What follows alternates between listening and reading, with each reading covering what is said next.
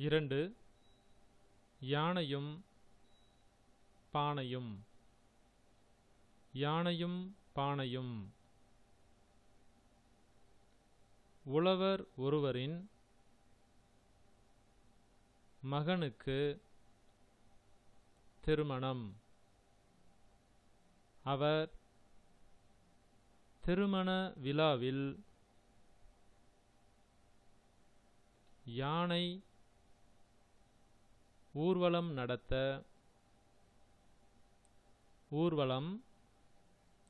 நடத்த விரும்பினார். வணிகர் ஒருவரிடம்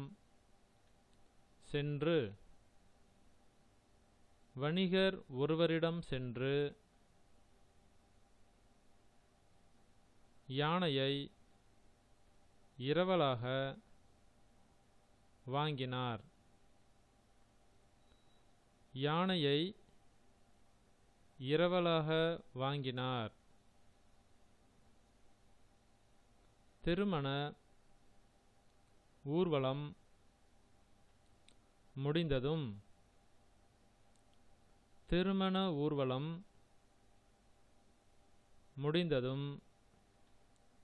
யானை தற்செயலாக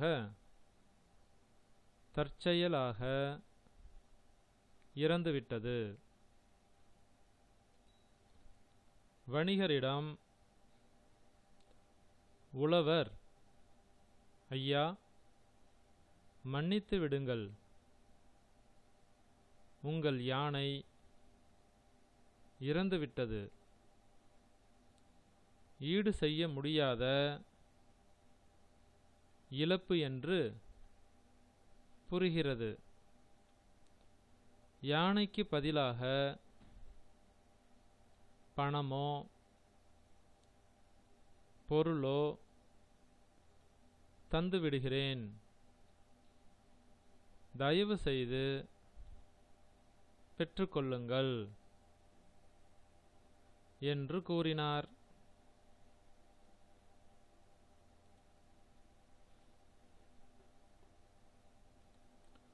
உழவர் எவ்வளவு கெஞ்சி கேட்டும்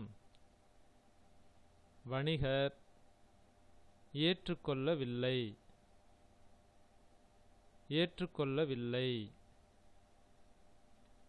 எனக்கு பணமோ பொருளோ வேண்டாம், என் யானைதான் வேண்டும் என்று அடம் பிடித்தார். யானையை இழந்த துக்கத்தில் வணிகர் பேசுவது உழவருக்கு புரிந்தது. ஆனாலும் அதை அவருக்கு உணர்த்த முடியவில்லையே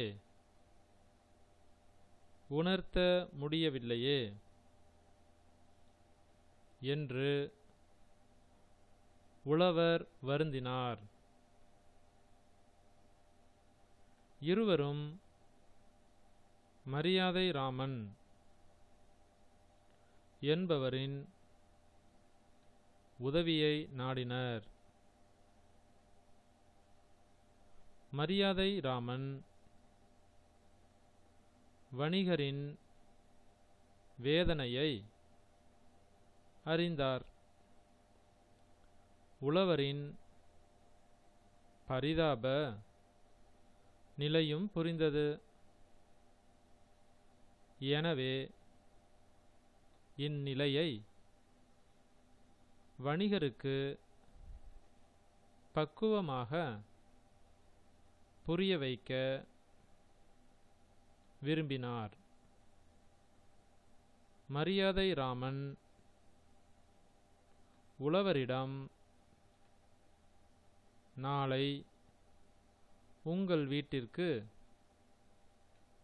வணிகரை வரவழையுங்கள். நான் சொல்வது போலச் செய்யுங்கள் என்று கூறினார். நான் சொல்வது போல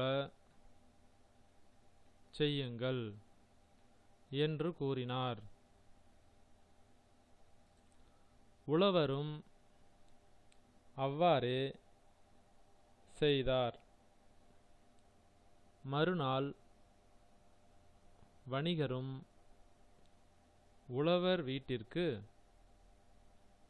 சென்றார்.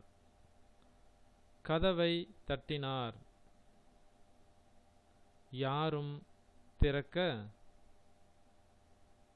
வரவில்லை. பிறகு கதவை சற்று வேகமாக தள்ளி திறக்க முயன்றார். அப்போது கதவின் பின்புறம் அடுக்கி வைத்திருந்த பானைகள் கீழே விழுந்து உடைந்தன. ஐயையோ, பானைகள் உடைந்து விட்டனவே, உடைந்து விட்டனவே என்று கதறினார் வணிகர். வணிகர் சத்தம் கேட்டு உள்ளே இருந்து வந்த உழவர், வணிகரே, என்ன இப்படி செய்து விட்டீர்கள்? என்ன இப்படி செய்து விட்டீர்கள்? எங்கள் வீட்டில் காலங்காலமாக போற்றி வைத்திருந்த பழம்பானைகள் இவை. இந்த பானைகளை இப்படி உடைத்து விட்டீர்களே, இதே பானைகளை உடையாமல் திருப்பி தாருங்கள் என்று கோபமாக கேட்டார். இதே பானைகளை உடையாமல் திருப்பி தாருங்கள் என்று கோபமாக கேட்டார். இருவரும் மரியாதை ராமனிடம் சென்றனர். உழவரின் வீட்டில் நடந்ததை கூறினர். அதனை கேட்டு மரியாதை ராமன், ஐயா வணிகரே, உடைந்து போன அதே பானைகளை கேட்கிறார் உழவர். அவற்றை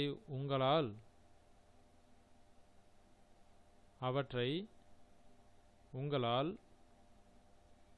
கொடுக்க முடியாது இல்லையா? அதே போலத்தான் இறந்து போன யானையையும் உழவரால் திரும்ப கொடுக்க முடியாது.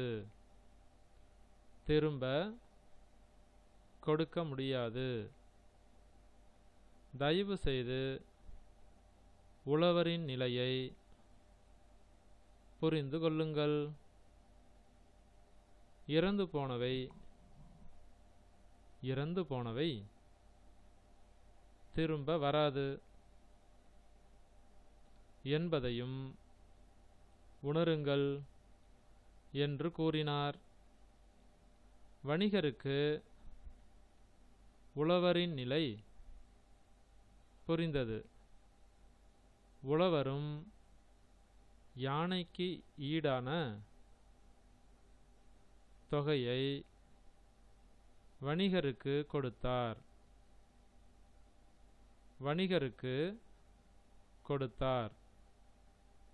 வணிகரும் அதனை ஏற்றுக்கொண்டார்.